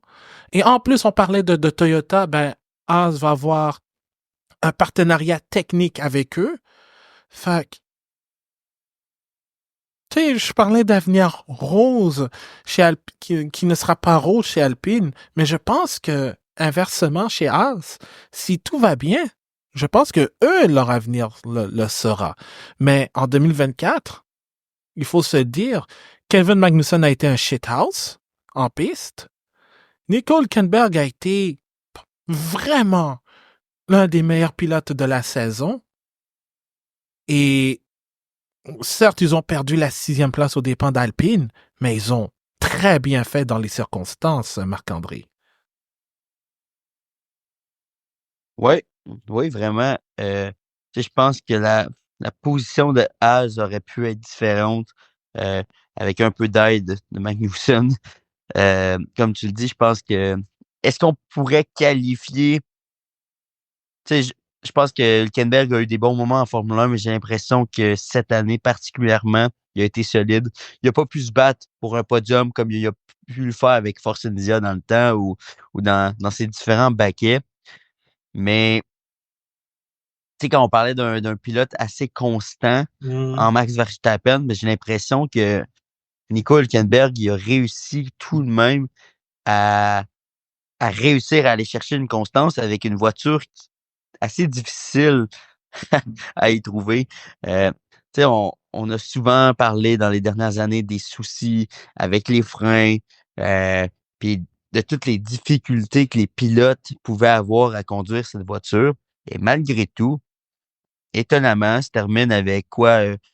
J'ai le classement devant moi, donc 41 points, à 1 point de la 10e position, tenue par Pierre Gasly. Il a déclassé complètement son coéquipier. Là, son coéquipier a uniquement 16 points, termine 15e. Comme tu le dis, ça a été une saison très difficile pour Kevin Magnussen. Mais disons, dans la noirceur de Haas, en début de saison, il n'y a pas eu non plus de problème avec des commanditaires louches. Déjà là, c'est déjà une victoire pour eux. Donc, on on est là en 2024. On est là. Puis j'ai l'impression que j'ai hâte de voir dans Drive to Survive l'implication de Gene Haas. Comment est-ce qu'il était plus présent? Est-ce qu'il était moins présent? Euh, Parce qu'on j'ai souvent qualifié Gene Haas de je m'en foutiste de cette équipe. Et ça se sentait. Cette année, j'ai l'impression que l'équipe a jamais été aussi soudée en tant que telle, malgré les difficultés quand même dans la saison. Là. On parle quand même d'une équipe qui a terminé 7e au classement. Mais quand même, j'ai senti peut-être plus de solidité dans cette équipe. Donc, très hâte de voir le futur pour Haas. Moi, avant de passer la parole à Pierre, je pense plus que Komatsu s'alignait plus avec la philosophie de Gene Haas Mm-hmm. plutôt que parce que Steiner je pense, on va se dire, il voulait en faire plus, mais ça concordait pas avec les nécessités de Gene Haas. Et là, maintenant que Komatsu semble être dans la même philosophie que Gene, ça semble fonctionner. Puis je pose la question à Pierre. Est-ce que après une saison, le problème n'était pas Gunther? C'est bizarre, je ne crois pas que Gunther était nécessairement le problème. Malgré tout, Komatsu a fait un travail exceptionnel. Et pour revenir à quelque chose dont on va discuter dans le futur, moi j'ai plus l'impression que le nom Haas est un prête-nom. Un peu comme Cadillac est un prête-nom pour Andretti. Tu penses que Toyota va revenir sur le long terme en Formule 1 comme écurie? On verra, mais c'est pas Toyota Japon, faut pas l'oublier. Ouais. C'est vraiment Toyota Allemagne là, qui Ouais. court beaucoup en Europe. Dans le championnat du monde d'endurance, entre autres. Ouais. Mais on va revenir sur Kevin Magnussen tout de suite, mais il y a quelqu'un qui s'appelle Ollie Berman qui a participé à 2 Grands Prix. Et il a quand même, il a participé à un Grand Prix avec Ferrari. Il a marqué des points en Arabie Saoudite et en Azerbaïdjan. Il s'est retrouvé dans les points dans une course qu'il a quand même bien gérée. Ça a été un peu moins à San Paulo parce que c'était sa première course sous la pluie en Formule 1, mais il a quand même réussi à finir 12e. Mais de ce qu'on a vu, Haas peut avoir peut-être pas une pépite, mais une valeur sûre en Ollie Berman et Esteban Ocon. Je dirais que Berman sortait de nulle part et il est probablement devenu la recrue de l'année. Oui. Et il n'est pas arrivé avec tout le charisme ou l'aura que l'on attend de Kimi Antonelli. C'est ça. Et être appelé en plein milieu d'une fin de semaine de Grand Prix, OK, il était sur place, et ça fait dire « Allô, mon grand, tu cours en F1 cet après-midi? » Ouais. Ça, c'était... Et surtout, il a eu une séance d'essai pour s'acclimater et sur un circuit très serré comme celui de Jeddah avec Ferrari. Mais il a rempli la tâche avec brio. Il a failli même éliminer Lewis Hamilton en Q2. Il était, je pense, à des petits millièmes de Hamilton. Mais ça a été très bien. Puis même en Azerbaïdjan, il a été vraiment bon sur l'ensemble du week-end. Puis même là, bon, oui, il avait déjà roulé en F2, donc il connaît un peu le circuit. Mais en Formule 1, c'était quand même assez impressionnant. D'autant plus aussi qu'il a participé à des FP1 avec Haas, donc il connaît déjà l'équipe. Fait que ça, c'est quelque chose aussi qui pourrait aider Ocon, même malgré l'âge de Berman à 18 ans. Exact. Marc-André, quand je parlais de Kevin Magnussen, qui est un shithouse, oui, il y a eu ces moments, il a été suspendu, d'où la raison pour laquelle Berman était en Azerbaïdjan. Mais à certains moments, il a été un team player, surtout au Grand Prix d'Arabie Saoudite. Ouais. C'est classique Kevin Magnussen. Il peut avoir des bons moments, il peut avoir de très mauvais moments. C'est comme une spéciale de quitter la Formule 1 avec une telle saison, je trouve, pour lui. Ça laisse... Premièrement, c'est un pilote qui a jamais fait l'unanimité. Là, ça, on va tous s'entendre là-dessus. Mais on dirait que ça laisse un œil au beurre noir à tout ce qu'il a pu quand même faire en Formule 1. Tu sais, ça a été un pilote qui a resté là longtemps. Puis, tu sais, quand on parle qu'il y a des pilotes qui méritent pas nécessairement d'être en Formule 1, je pense pas nécessairement tout de suite à Kevin Magnussen, par exemple. Je pense qu'il y a d'autres noms qui viennent avant.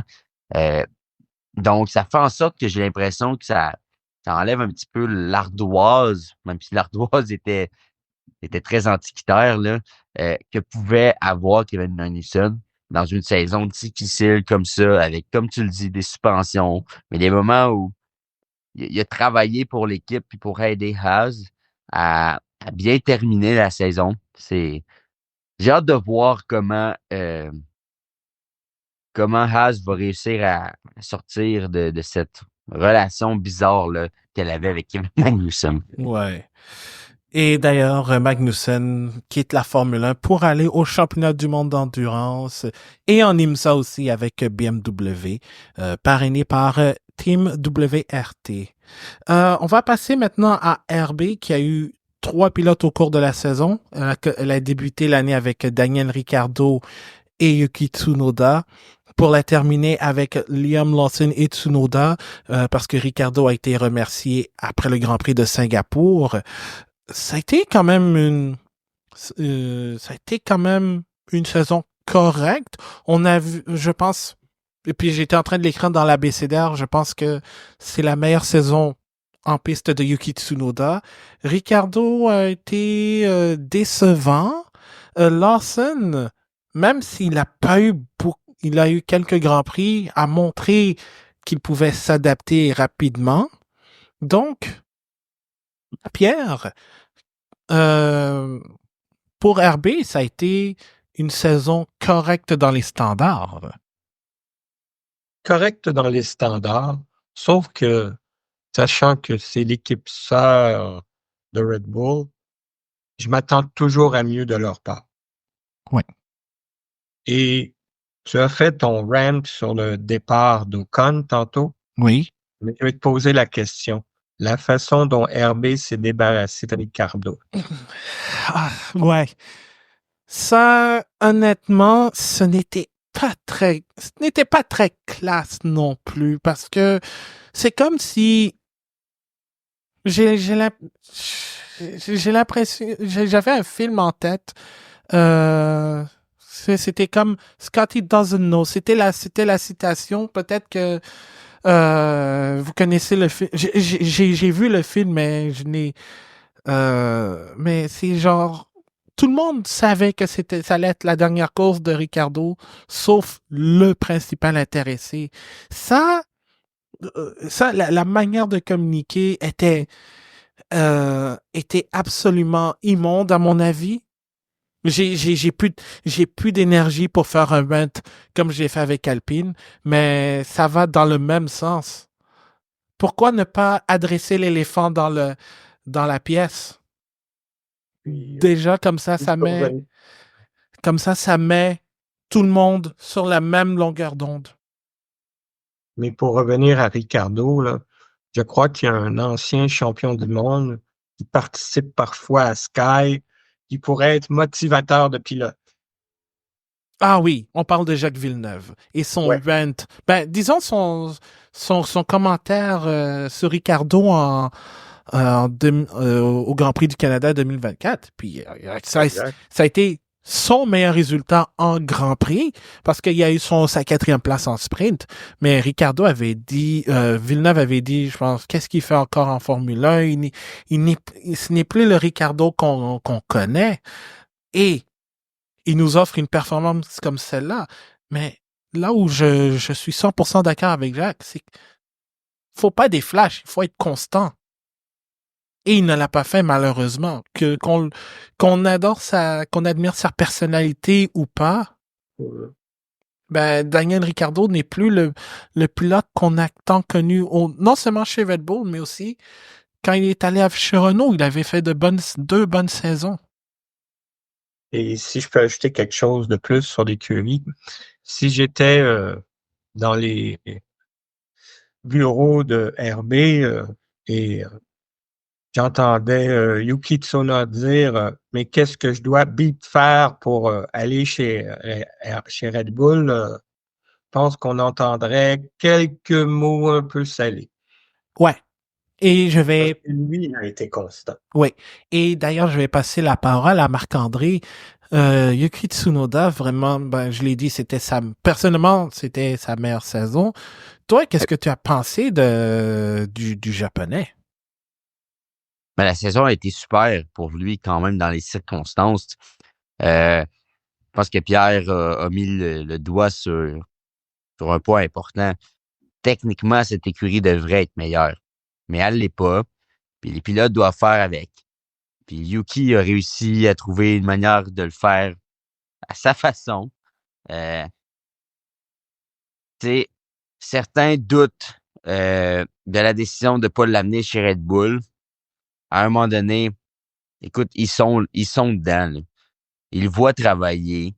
Est-ce que c'est parce qu'ils travaillent pas assez fort? Est-ce que c'est parce que il y a quelque chose probablement qui cloche avec Yuki Tsunoda pour pas que Red Bull veuille l'amener. Après ça, dans tout, il y a de l'injustice. Qu'est-ce qu'il est victime d'une injustice ou pas? Il a connu probablement sa meilleure saison. Il a connu d'excellents moments cette année. Puis ça fait en sorte que, tu sais, je me rappelle, je pense que c'était justement au Brésil. Il a terminé, si ma mémoire est bonne, 7e, avait obtenu 6 points, avait terminé devant Piastri et son coéquipier Lawson, si ma mémoire est bonne encore. Oui. Puis c'était une course, on l'a vu, là, tout le monde devait travailler fort pour réussir à aller chercher la petite seconde qu'il faut pour battre ses adversaires. Puis Yuki a bien fait, a bien fini la course. C'est peut-être probablement, personnellement, peut-être sa meilleure course au Brésil également. Ouais. Peut-être qu'il y en a d'autres, là, mais ma mémoire me fait défaut. Mais sous la pluie, il avait fait un très bon travail, alors qu'il n'est pas très reconnu pour ses prouesses sous la pluie. Moi, j'avais bien aimé sa prestation. Donc, il a fait du bon travail cette année. Ouais. Mais il a connu des courses aussi très, très difficiles comme tout pilote dans les situations que cette voiture le met, en fait. Et en plus de ça, tu parlais de São Paulo, c'était aussi, personnellement, le meilleur week-end global de RB parce que Tsunoda et Lawson s'étaient qualifiés dans le top 5. Ouais. Malheureusement, dans cette course, Tsunoda a été pris avec le drapeau. C'était arrêté avant le drapeau rouge, fait que ça l'a désavantagé, mais il avait fait une très belle course sinon. Ouais. Donc, oui, et puis moi, je pense qu'il y a une raison pour laquelle Tsunoda n'a pas été pris. C'est peut-être c'est Honda. Ouais.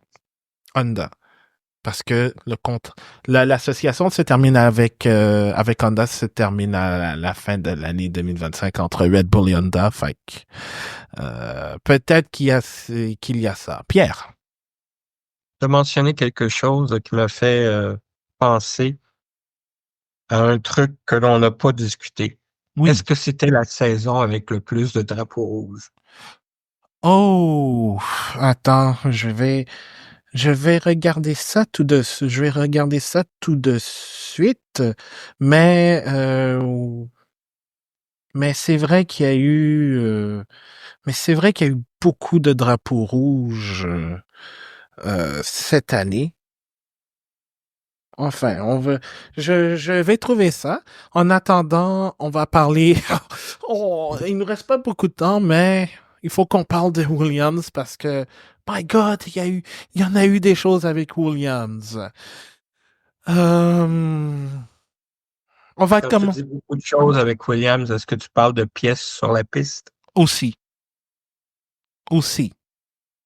Mais il faut qu'on parle du premier truc, c'est le Grand Prix d'Australie où Alex Albon a accidenté sa voiture lors des essais libres. N'ayant pas de châssis, ils ont tout simplement dû prendre celui de Logan Sargent. En rétrospective, est-ce que c'était une bonne décision de la part de Williams de faire ça? Je vais y aller avec Marc-André. En attendant, je vais chercher la réponse à la question de Pierre. Ça l'a bugué un petit peu. J'ai manqué ta question, Abdou. Donc, pour revenir, en lien avec Australie 2024 et la décision d'utiliser le châssis pour permettre à Alex Albon de courir durant ce Grand Prix, en rétrospective, est-ce que c'était la bonne décision à prendre? Oui. Malheureusement. Puis, tu sais, tantôt, je parlais d'injustice. C'était un peu injuste pour Colapinto. Mais maudit que c'était la chose à faire. Je veux dire, Albon est vraiment un... Tu sais, on l'a vu encore cette année. Je pense que c'est un pilote qui qui a réussi à se trouver une niche en Formule 1. Puis, tu sais, la Williams n'a pas l'air d'être une voiture facile à conduire, mais pas du tout. Puis dans la situation où Colapinto était une mini-bombe à retardement sur la piste, euh, oui, c'est ça. Je pense que c'était la chose à faire que la Pinto. Je parle de Sargent, pardon. Je pense que c'était la chose à faire. Alors que je dirais que on savait jamais vraiment à quoi s'attendre. Il est arrivé cette situation-là, puis je pense que j'en avais parlé au moment d'en discuter, mais tu dois mettre le meilleur pilote dans la voiture. Prenons par exemple une course au constructeur.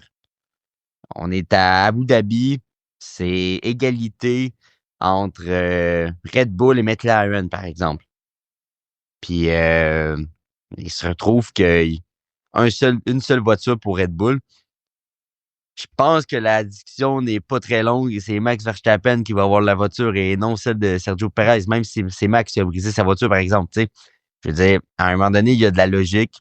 Puis en F1, c'est peut-être injuste, mais tu as un pilote qui a plus de chances d'aller chercher des points, c'est sûr que tu dois le mettre en piste. Puis visiblement, ça a donné raison à Williams. Sargent n'a pas fait long feu. Colapinto est arrivé, a eu des bons résultats. Somme toute, avant de, de connaître des moins beaux moments, avec beaucoup d'accidents. Je n'ai pas vu le coût par pilote, mais probablement que la Pinto a coûté très cher cette année. Si bien plus peut-être que Sargent. Donc, écoute, ça n'a pas été une saison facile pour Williams, alors que j'avais un petit peu d'aspiration quand même pour eux, là, avec leur nouveau directeur Vols. Mm-hmm. Pierre. Tout à fait d'accord. Puis j'irais même jusqu'à dire, et je le dis sans blague, Albon est un grand pilote. Ouais. Et avec une meilleure écurie, je suis certain qu'il pourrait gagner une course. C'est possible. C'est possible. Et il nous l'a montré à quelques reprises qu'il avait peut-être l'aspect pour gagner un Grand Prix si les astres s'alignent. Et C'est carrément un tire whisperer. Oui.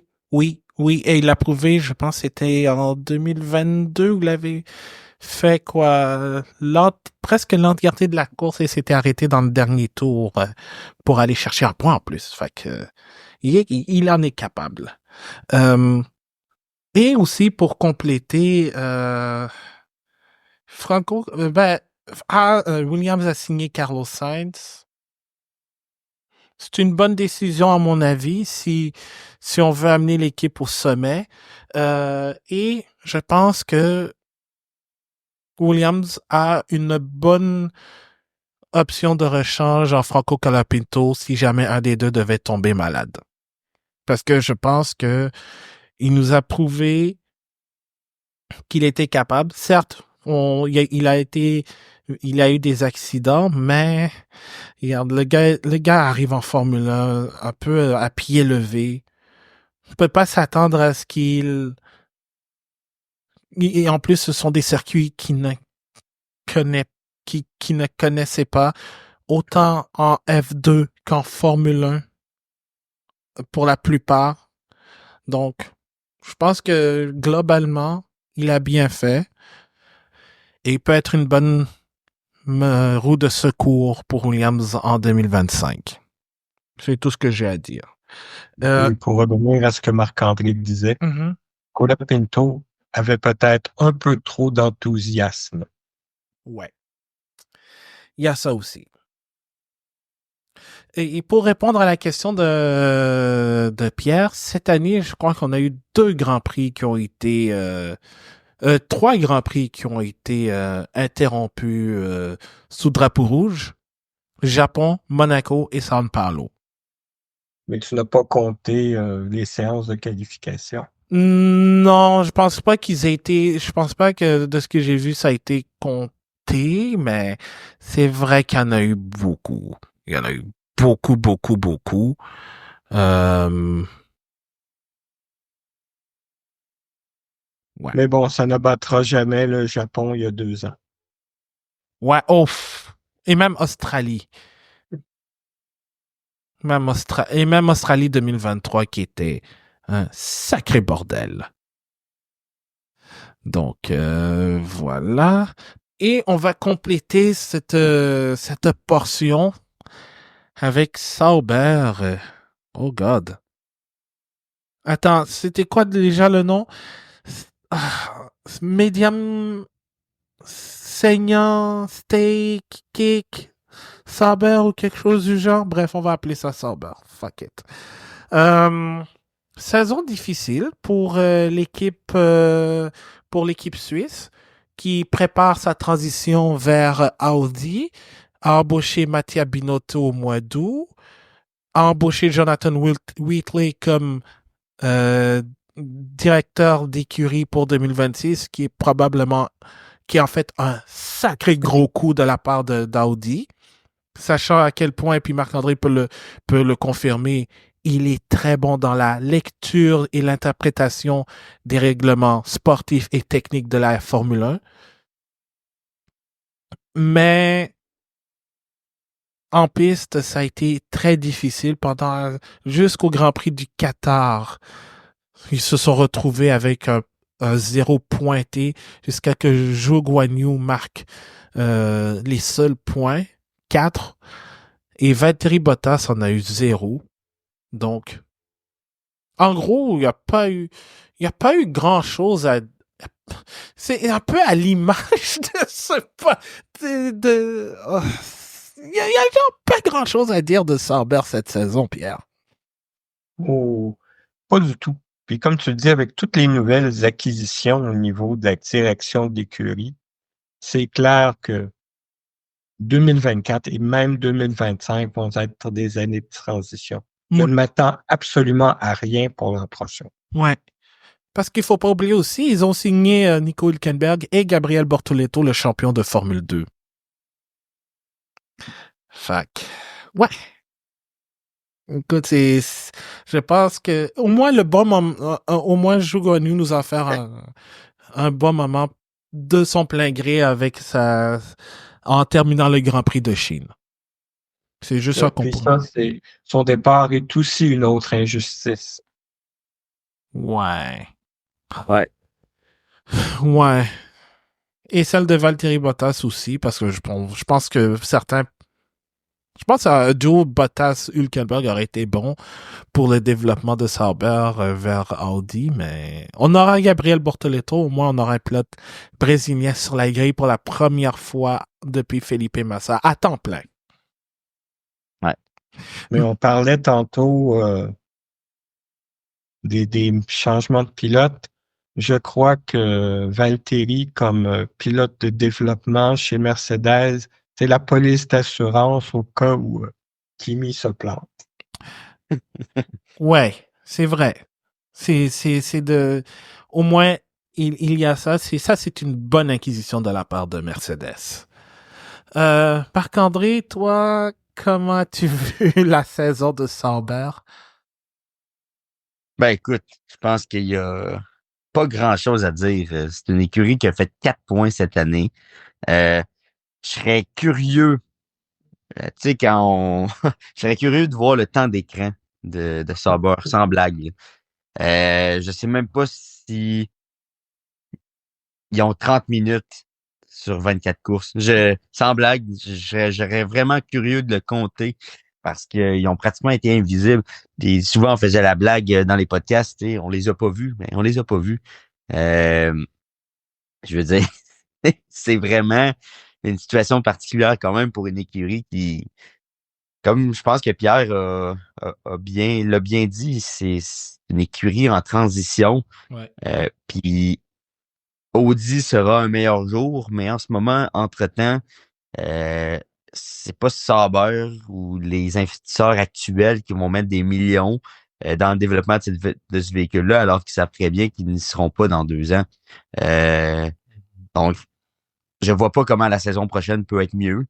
Ça va être exactement. cette année, c'était encore une fois on est obligé de faire la saison, on va la faire, mais un petit peu de reculons, puis ça donne pas les résultats. Même, je sais même pas c'était quoi les objectifs. Tu sais, quand tu joues à F1 Manager, Abdou, là, Ouais.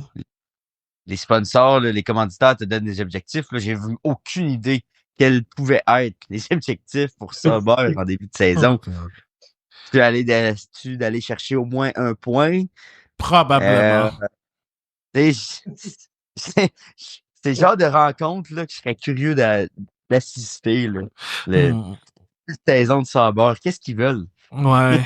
Ah, c'est triste, mais c'est ça. C'est ça, ouais. Mais je leur souhaite que la transition vers Audi fonctionne comme il faut. Parce que si c'est pour avoir une année 2025 comme on a connu en 2024, je pense que les fans vont trouver la saison longue. Surtout pour les Brésiliens qui attendaient un pilote de leur pays depuis 7-8 ans. Ils vont espérer que Bortoleto marque des points et qu'il prouve son talent parce qu'il est vraiment bon, le jeune Brésilien. Donc, après tout ça, c'est ce qui complète cette longue revue de l'année du bulletin GP. Marc-André, Pierre, je vous remercie 1000 fois d'avoir été présent dans cette revue de l'année. Je veux aussi en profiter pour remercier Jean-Sébastien Barbeau, Anna-Maria Mercado-Lopez, mais aussi Julien Légaré-Turcotte, François Carignan, les deux et Carl Sousa Teixeira, modérateur de la monoplace, Charles-Joseph Pertot qui était présent à un des quiz du bulletin GP récemment, Cédric Blondin du District Sport qui est venu 2 fois au podcast pour parler d'IndyCar, du 500 000 d'Indianapolis et de l'épreuve de Toronto. Je vous remercie d'avoir participé au podcast du bulletin GP cette année. Je veux aussi vous remercier de l'écoute habituelle, que vous soyez des habitués de la première heure ou bien des nouveaux auditeurs. Merci pour votre soutien, que ce soit silencieux ou bien même actif. Je vous remercie énormément. Et surtout de me soutenir dans mes niaiseries, dans mes conneries aussi, que ce soit dans les intros, dans les références soccer, etc. Je vous remercie infiniment de la confiance que vous nous portez. Le bulletin GP va faire une pause durant la saison morte, en espérant qu'on n'ait pas à faire d'autres podcasts d'urgence, parce que très honnêtement, je suis fatigué et j'ai une année 2024 assez chargée émotionnellement. Puis je suis même encore content d'être en vie et parler de ce podcast parce que j'ai été victime d'une possible attaque au couteau en octobre. Donc, je suis très content d'être encore en vie. Et c'est le dernier message que j'ai envie de vous dire, c'est faites attention à vous. Heureusement qu'il y a la Formule 1 ou la course automobile comme baume, mais profitez de la vie parce qu'on ne sait jamais quand est-ce qu'elle peut se terminer. Alors, là-dessus, mon nom est Abdou Sall. On continue toujours de rouler avec le bulletin GP. On se retrouve en 2025. Je vous souhaite une joyeuse, merveilleuse année remplie de bonheur, de santé et tout le possible. Et surtout, une année de Formule 1 ou de course automobile aussi excitante, mais un peu plus tranquille dans les grosses nouvelles parce que elle était épuisante. Alors, merci infiniment. On se retrouve très bientôt et à la prochaine. Salut tout le monde. Bonne année 2025. Salut à tous.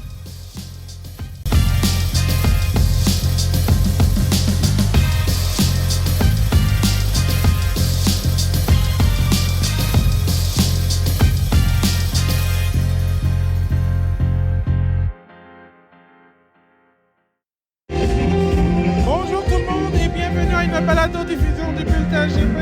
Mon nom est Abdoussal et je vous accueille à l'émission d'après-course du Grand Prix d'Abu Dhabi 2024.